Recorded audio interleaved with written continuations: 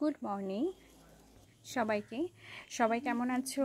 আশা করি ভালোই আছো। রুমাস মিনি ব্লগে সবাইকে স্বাগতম। আজকে সকাল সকাল স্নান করে একটু পুজো দিয়ে নিলাম, ঠাকুরের নাম দিয়ে আর কি শুরু করলাম। ঠাকুরকে ভোগ দিয়ে পুজো দিয়ে আর কি দিনটা আর কি শুরু করলাম তাড়াতাড়ি করেই। তারপরে আর কি রান্নাবান্নার তোড়জোড় শুরু হয়ে যায়। যতই আর কি সংসারে তো রান্নাবান্নাই ছাড়া আছে আর কি। পটলটা কেটে হলুদ নুন মাখিয়ে রাখলাম।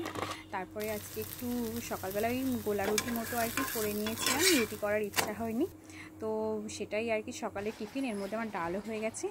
আর কালকে মেলায় গিয়েছিলাম, তো সেখানে আমাদের এখানে রথের মেলা হচ্ছে, তো রথের মেলা থেকে জিলিপি এনেছিলাম। তো গোলা রুটি দিয়ে আর কি জিলিপি দিয়ে আর কি টেস্ট করে দেখলাম যে কেমন লাগে। তোমরা কখনো খেয়েছো আমার মতো? যদি খেয়ে থাকো কেমন লাগে জানিও। তারপরে দুপুরের জন্য এই যে শাক রান্না করে নিলাম, ডাল হয়ে গেছে, পটল ভাজাও আমার হয়ে গেছে।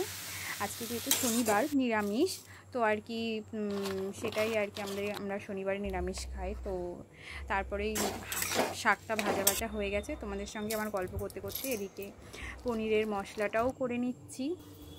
পনিরটাকে পিস পিস করে কেটে নিয়েছি, নুন হলুদ এদিকে মাখিয়ে নিলাম। তারপরে আস্তে আস্তে একটু অল্প তেলে আর কি হালকা করে ভেজে নিয়ে তারপরে মশলাটা যেটা আর কি ফোড়ন দিলাম।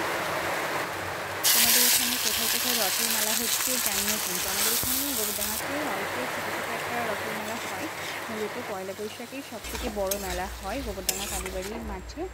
তো এখানে তোমাদের সাথে গল্প করতে করতে আমার মশলাটাও ভালো করে কষানো হয়ে গেছে। একটু আলু দিয়ে ভালো করে কষিয়ে নিয়ে জল দিয়ে দিলাম। সবার কেমন লাগলো জানি।